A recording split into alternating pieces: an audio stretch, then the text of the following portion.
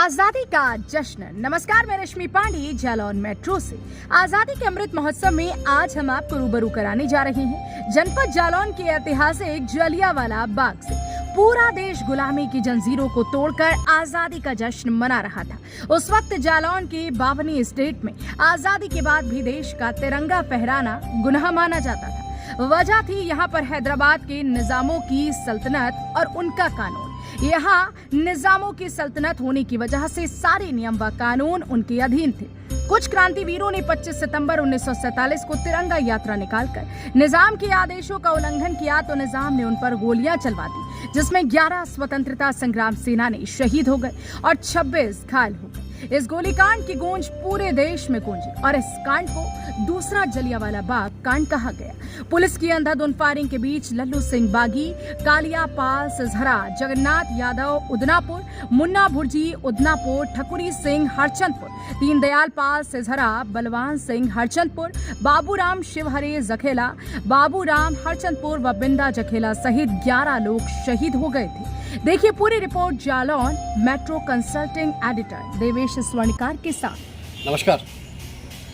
आज़ादी के अमृत महोत्सव में जैसा कि हमने आपसे वादा किया था कि 1 अगस्त से लेकर 15 अगस्त तक हम आज़ादी के उन महान सूरमाओं को आपको रूबरू कराएंगे जो इतिहास के पन्नों से अछूते हैं या उनको बहुत कम लोग जानते हैं। आज 14 अगस्त है और आज हम आपको एक ऐसी जगह से रूबरू कराने जा रहे हैं जो शायद ही बहुत कम लोगों को पता होगी। वैसे तो आपने सुना होगा कि जलियांवाला बाग देश के इतिहास का सबसे बर्बर नरसंहार कांड जलियांवाला बाग पंजाब में।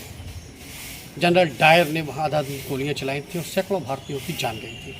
लेकिन क्या आप जानते हैं एक जलियांवाला बाग जालौन में भी है। जी हाँ, जनपद जालौन के कदौरा ब्लॉक में स्थित हरचंदपुर गांव। वैसे तो देश 15 अगस्त 1947 को आज़ाद हो गया, लेकिन वहाँ पर नवाबी शासन था, हैदराबाद के निज़ाम का शासन था और 52 गाँव के यानी बावनी स्टेट के अंतर्गत आने वाला ये हरचंदपुर गांव, यहाँ पर तिरंगा फहराना जुर्म था। यहाँ पर भारत माँ की जय के नारे लगाना जुर्म थे। यहाँ पर जो है कानून निज़ाम का था, रसूख निज़ाम का था। लेकिन यहाँ पर कुछ भारतीय मतवालों ने तिरंगा फहराने की एक योजना बनाई। 25 सितंबर 1947 को गांव के ही रहने वाले पंडित विश्वनाथ व्यास ने अपने कुछ साथियों को इकट्ठा किया और गाँव में बने एक ऐसी जगह थी जिसमें केवल एक ही प्रवेश द्वार था, दूसरा कोई द्वार नहीं था, बिल्कुल जलियांवाला बाग की तरह। वहाँ पर जाकर तिरंगा फहराने की पूरी तरह से योजना बनाई और वहाँ पहुँचे, साथियों के साथ वहाँ पहुँचे। लगभग आधा सैकड़ा के आसपास साथी वहाँ पहुँचे थे। इस बात की भनक निज़ाम और उनके हुक्मरानों को लगी तो उन्होंने तत्कालीन वहाँ के जो एक मुस्लिम कोतवाल थे उनसे कहा कि तिरंगा यात्रा किसी भी सूरत में नहीं निकलना चाहिए, अगर तिरंगा फहरेगा तो तुम्हारी नौकरी चली जाएगी। अपने हुक्मरानों का आदेश मानते हुए कोतवाल वहाँ पुलिसकर्मियों को लेकर पहुँचा और उसने मना किया। लेकिन भारतीय मतवाले अपनी धुन में पक्के थे, वो तिरंगा फहराकर अपनी जीत का, अपनी आज़ादी का जश्न मनाना चाहते थे।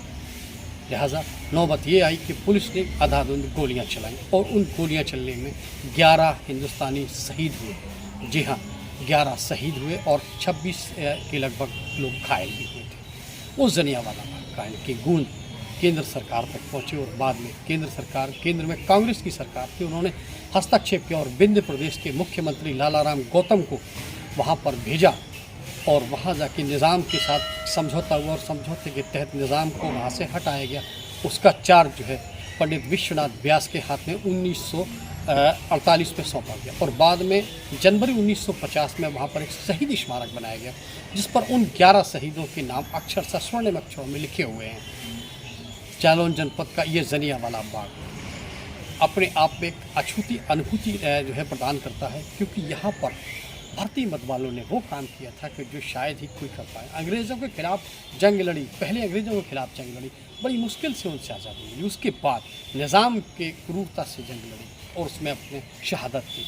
ऐसे जो है वीर जवान को यानी वीर शहीदों को मैं अपने चैनल के माध्यम से नमन करता हूँ। जय हिंद।